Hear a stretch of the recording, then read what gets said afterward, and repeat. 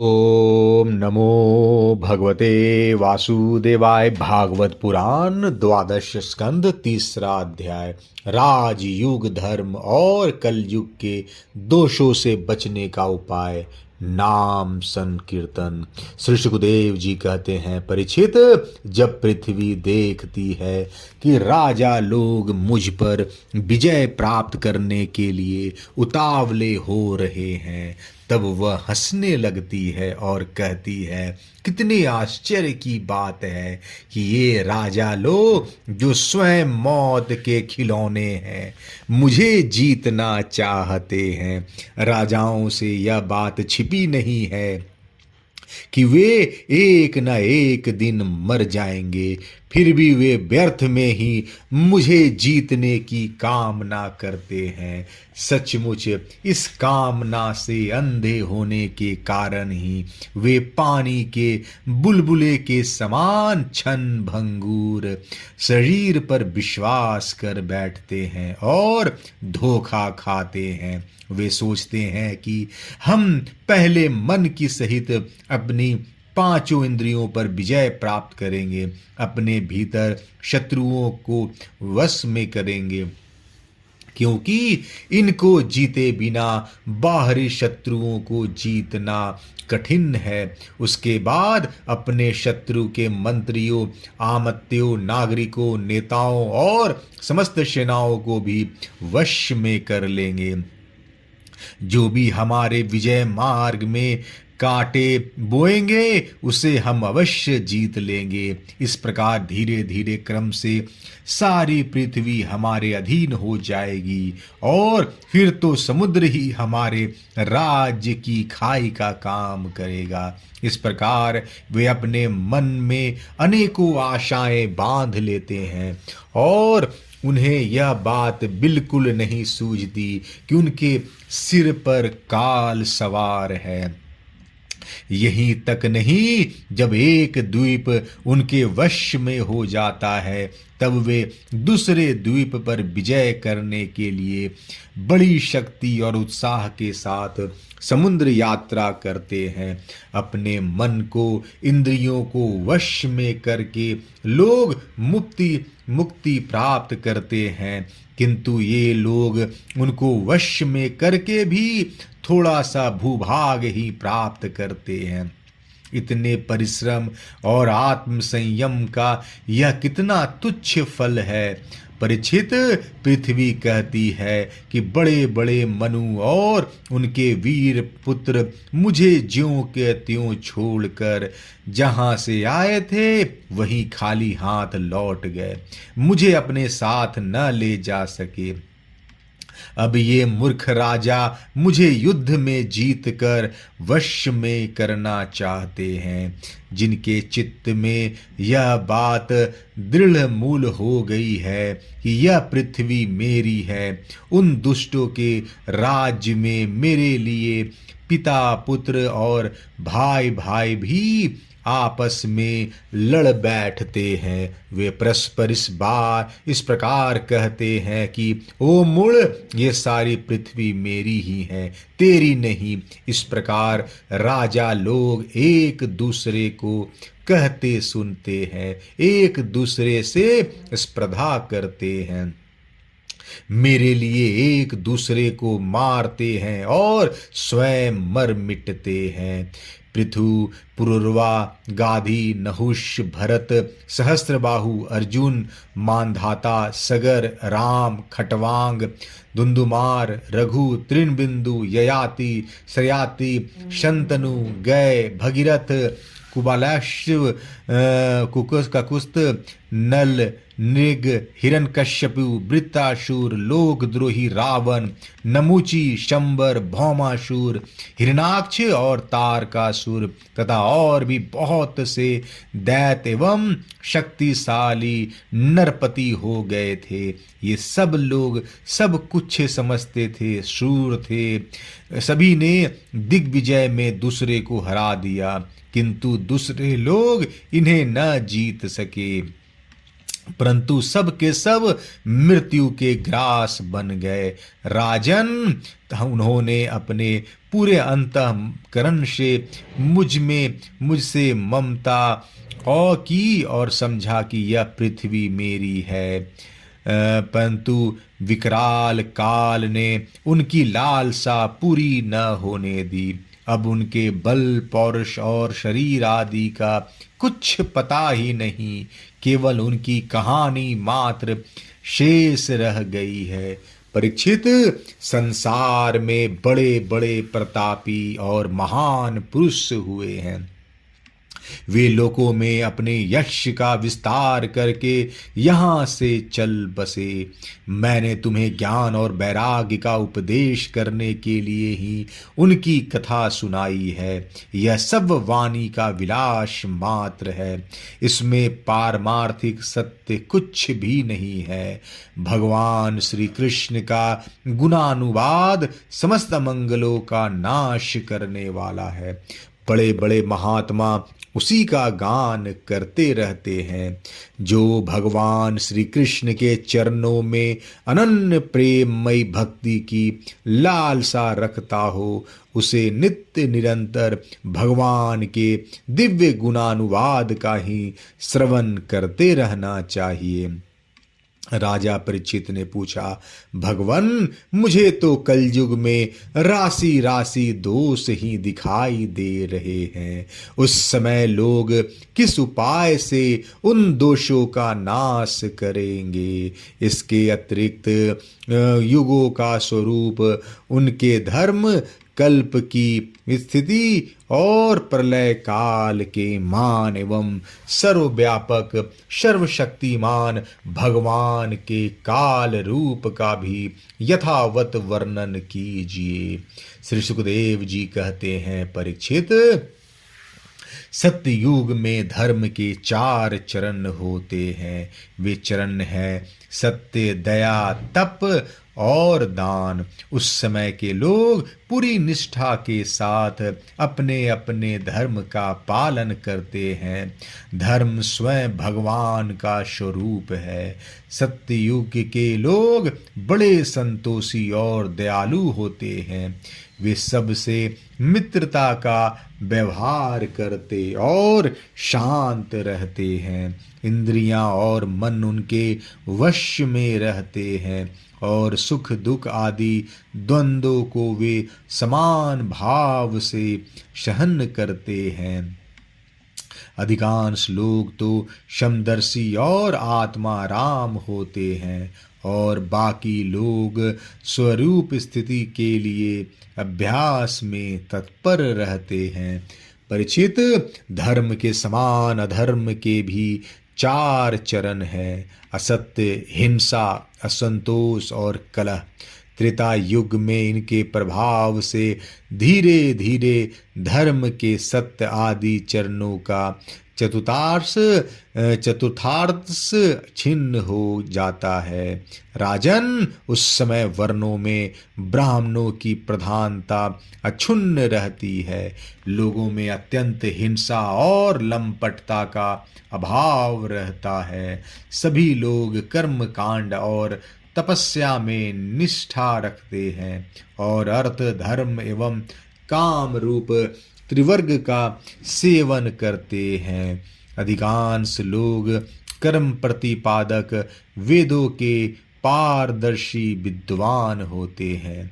द्वापर युग में हिंसा, असंतोष, झूठ और द्वेष, अधर्म के इन चरणों की वृद्धि हो जाती है एवं इनके कारण धर्म के 4 चरण तपस्या, सत्य, दया और दान आधे आधे छिन्न हो जाते हैं। उस समय के लोग बड़े यशस्वी हो जाते हैं। उस समय के लोग बड़े यशस्वी, कर्मकांडी और वेदों के अध्ययन अध्यापन में बड़े तत्पर होते हैं। लोगों के कुटुंब बड़े बड़े होते हैं। प्रायः लोग धनाढ्य एवं सुखी होते हैं। उस समय वर्णों में क्षत्रिय और ब्राह्मण 2 वर्णों की प्रधानता रहती है। कलयुग में तो अधर्म के चारों चरण अत्यंत बढ़ जाते हैं। उनके कारण धर्म के चारों चरण छिन्न होने लगते हैं और उनका चतुर्थांश ही बचा रहता है। अंत में तो उस चतुर्थांश का भी लोप हो जाता है। कलयुग में लोग लोभी, दुराचारी, कठोर और कठोर हृदय के होते हैं। झूठ मूठ एक दूसरे से बैर मोल ले लेते हैं एवं लालसा तृष्णा की तरंगों में बहते रहते हैं। उस समय के अभागे लोगों में शूद्र, केवट आदि की प्रधानता रहती है। सभी प्राणियों में 3 गुण होते हैं, सत्व, रज और तम। काल की प्रेरणा से समय समय पर शरीर, प्राण और मन में उनका हास और विकास हुआ करता है। जिस समय मन बुद्धि इंद्रियां सत्वगुण में स्थित होकर अपना अपना काम करने लगती है, उस समय सतयुग समझना चाहिए। सत्वगुण की प्रधानता के समय मनुष्य ज्ञान और तपस्या से अधिक प्रेम करने लगता है।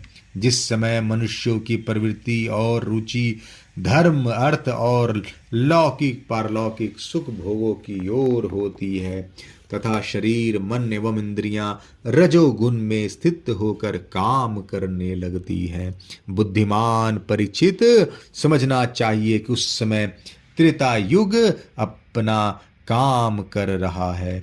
जिस समय लोभ, असंतोष, अभिमान, दंभ और मत्सर आदि दोषों का बोलबाला हो और मनुष्य बड़े उत्साह और रुचि के साथ सकाम कर्मों में लगना चाहे, उस समय द्वापर युग समझना चाहिए। अवश्य ही रजोगुण और तमोगुण की मिश्रित प्रधानता का नाम ही द्वापर युग है। जिस समय झूठ, कपट, तंद्रा, निंद्रा, हिंसा, विषाद, शोक, मोह, भय और दीनता की प्रधानता हो, उसे तमोगुण प्रधान कलयुग समझना चाहिए। जब कलयुग का राज्य होता है तब लोगों की दृष्टि क्षुद्र हो जाती है। अधिकांश लोग होते तो हैं अत्यंत निर्धन, परंतु खाते हैं बहुत अधिक। उनका भाग्य तो होता है बहुत ही मंद और चित्त में कामनाएं होती हैं बहुत बड़ी बड़ी। स्त्रियों में दुष्टा और कुलटापन की वृद्धि हो जाती है। सारे देश में गांव गांव में लुटेरों की प्रधानता एवं प्रचुरता हो जाती है। पाखंडी लोग अपने नए नए मत चलाकर मनमाने ढंग से वेदों का तात्पर्य निकालने लगते हैं और इस प्रकार उन्हें कलंकित करते हैं। राजा कहलाने वाले लोग प्रजा की सारी कमाई हड़प कर उन्हें चूसने लगते हैं। ब्राह्मण नामधारी जीव पेट भरने और जननेंद्रियों को तृप्त करने में ही लग जाते हैं। ब्रह्मचारी लोग ब्रह्मचर्य व्रत से रहित और अपवित्र रहने लगते हैं। गृहस्थ दूसरों को भिक्षा देने के बदले स्वयं भीख मांगने लगते हैं। वानप्रस्थी गांव में बसने लगते हैं और सन्यासी धन के अत्यंत लोभी अर्थ पिशाच हो जाते हैं। स्त्रियों का आकार तो छोटा हो जाता है पर भूख बढ़ जाती है। उन्हें संतान बहुत अधिक होती है और वे अपनी कुल मर्यादा का उल्लंघन करके लाज हया जो उनका भूषण है छोड़ बैठती हैं। वे सदा सर्वदा कड़वी बात कहती रहती हैं और चोरी तथा कपट में बड़ी निपुण हो जाती है। उनमें साहस भी बहुत बढ़ जाता है। व्यापारियों के हृदय अत्यंत क्षुद्र हो जाते हैं। वे कौड़ी कौड़ी से लिपटे रहते हैं और उदाम छदाम छदाम छदाम के लिए धोखाधड़ी करने लगते हैं। और तो क्या, आपत्ति काल न होने पर तथा धनी होने पर भी वे निम्न श्रेणी के व्यापारों को, जिनका सत्पुरुष निंदा करते हैं, ठीक समझने और अपनाने लगते हैं। स्वामी चाहे सर्वश्रेष्ठ ही क्यों न हो, जब सेवक लोग देखते हैं कि इसके पास धन दौलत नहीं रही, तब उसे छोड़कर भाग जाते हैं। सेवक चाहे कितना ही पुराना क्यों न हो, परंतु जब वह किसी विपत्ति में पड़ जाता है तब स्वामी उसे छोड़ देते हैं। और तो क्या, जब गौएं बेकन हो जाती हैं, दूध देना बंद कर देती हैं, तब लोग उनका भी परित्याग कर देते हैं। प्रिय परीक्षित, कलयुग के मनुष्य बड़े ही लंपट हो जाते हैं। वे अपनी काम वासना को तृप्त करने के लिए ही किसी से प्रेम करते हैं।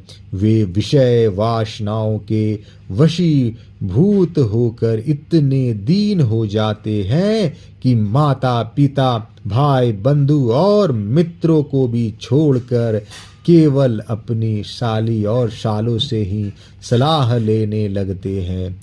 शूद्र तपस्वियों का वेश बनाकर अपना पेट भरते और दान दे लेने लगते हैं। जिन्हें धर्म का रत्ती भर भी ज्ञान नहीं है, वे ऊंचे सिंहासन पर विराजमान होकर धर्म का उपदेश करने लगते हैं। प्रिय परीक्षित, कलयुग की प्रजा सूखा पड़ने के कारण अत्यंत भयभीत और आतुर हो जाती है। एक तो दुर्भिक्ष और दूसरे शासकों की कर विधि। प्रजा के शरीर में केवल अस्थि पंजर और मन में केवल उद्वेग शेष रह जाता है। प्राण रक्षा के लिए रोटी का टुकड़ा मिलना भी कठिन हो जाता है। कलयुग में प्रजा शरीर ढकने के लिए वस्त्र और पेट की ज्वाला शांत करने के लिए रोटी, पीने के लिए पानी और सोने के लिए 2 हाथ जमीन से भी वंचित हो जाता है। उसे दाम्पत्य जीवन, स्नान और आभूषण पहनने तक की सुविधा नहीं रहती। लोगों की आकृति, प्रकृति और चेष्टाएं पिशाचों की सी हो जाती है। कलयुग में लोग अधिक धन की तो बात ही क्या, कुछ कौड़ियों के लिए ही आपस में बैर विरोध करने लगते हैं और बहुत दिनों के सद्भाव तथा मित्रता को तिलांजलि दे देते हैं। इतना ही नहीं, वे दमड़ी दमड़ी के लिए अपने सगे संबंधियों तक की हत्या कर बैठते हैं और अपने प्रिय प्राणों से भी हाथ धो बैठते हैं। परीक्षित, कलयुग के क्षुद्र प्राणी केवल काम वासनाओं की पूर्ति और पेट भरने की धुन में ही लगे रहते हैं। पुत्र अपने बूढ़े माँ बाप की भी रक्षा पालन पोषण नहीं करते, उनकी उपेक्षा कर देते हैं। और पिता अपने निपुण से निपुण सब कामों से युक्त पुत्रों की भी परवाह नहीं करते, उन्हें अलग कर देते हैं। परीक्षित, श्री भगवान ही चराचर जगत में परम पिता और परम गुरु हैं। इंद्र, ब्रह्मा आदि त्रिलोकाधिपति उनके चरण कमलों में अपना सिर झुकाकर सर्वसमर्पण करते रहते हैं। उनका ऐश्वर्य अनंत है और वे एक रस अपने स्वरूप में स्थित हैं। परंतु कलयुग में लोगों में इतनी मूढ़ता फैल जाती है, पाखंडियों के कारण लोगों का चित्त इतना भटक जाता है कि प्रायः लोग अपने कर्म और भावनाओं के द्वारा भगवान की पूजा से भी विमुख हो जाते हैं। मनुष्य मरने के समय आतुरता की स्थिति में और गिरते या फिसलते समय विवश होकर भी यदि भगवान के किसी एक नाम का उच्चारण कर ले तो उसके सारे कर्म बंधन छिन्न भिन्न हो जाते हैं और उसे उत्तम से उत्तम गति प्राप्त होती है। परंतु हाय रे कलयुग, कलयुग से प्रभावित होकर लोग उन भगवान की आराधना से भी विमुख हो जाते हैं। परीक्षित, कलयुग के अनेकों दोष हैं। कुल वस्तुएं दूषित हो जाती है, स्थानों में भी दोष की प्रधानता हो जाती है। जब दोषों का मूल स्रोत तो अंतःकरण है ही, परंतु जब पुरुषोत्तम भगवान हृदय में आ विराजते हैं, तब उनकी सानिध्य मात्र से ही सब के सब दोष नष्ट हो जाते हैं। भगवान के रूप, गुण, लीला, धाम और नाम के श्रवण, संकीर्तन, ध्यान, पूजन और आदर से वे मनुष्य के हृदय में आकर विराजमान हो जाते हैं। और एक दो जन्म के पापों की तो बात ही क्या, हजारों जन्मों के पाप के ढेर भी क्षण भर में भस्म कर देते हैं। जैसे सोने के साथ संयुक्त होकर अग्नि उसके धातु संबंधी मलिनता आदि दोषों को नष्ट कर देती है, वैसे ही साधकों के हृदय में स्थित होकर भगवान विष्णु उनके अशुभ संस्कारों को सदा के लिए मिटा देते हैं। परीक्षित, विद्या, तपस्या, प्राणायाम, समस्त प्राणियों के प्रति मित्र भाव, तीर्थस्थान, व्रत, दान और जप आदि किसी भी साधन से मनुष्य के अंतःकरण की वैसी वास्तविक शुद्धि नहीं होती जैसी शुद्धि भगवान पुरुषोत्तम के हृदय में विराजमान हो जाने पर होती है। परीक्षित, अब तुम्हारी मृत्यु का समय निकट आ गया है। अब सावधान हो जाओ, पूरी शक्ति से अंतःकरण की सारी वृत्तियों से भगवान श्री कृष्ण को अपने हृदय सिंहासन पर बैठा लो। ऐसा करने से अवश्य ही तुम्हें परम गति की प्राप्ति होगी। जो लोग मृत्यु के निकट पहुंच रहे हैं, उन्हें सब प्रकार से परम ऐश्वर्यशाली भगवान का ही ध्यान करना चाहिए। प्यारे परीक्षित, सबके परम आश्रय और सर्वात्मा भगवान अपना ध्यान करने वाले को अपने स्वरूप में लीन कर लेते हैं, उसे अपना स्वरूप बना लेते हैं। परीक्षित, यूं तो कलयुग दोषों का खजाना है, परंतु इसमें एक बहुत बड़ा गुण है। वह गुण यही है कि कलयुग में केवल भगवान श्री कृष्ण का संकीर्तन करने मात्र से ही सारी आसक्तियां छूट जाती है और परमात्मा की प्राप्ति हो जाती है। सतयुग में भगवान का ध्यान करने से, त्रेता में बड़े बड़े यज्ञों के द्वारा उनकी आराधना करने से और द्वापर में विधि पूर्वक उनकी पूजा सेवन से जो फल मिलता है, वह कलयुग में केवल भगवान नाम का कीर्तन करने से ही प्राप्त हो जाता है। तीसरा अध्याय समाप्त। जय श्री कृष्ण।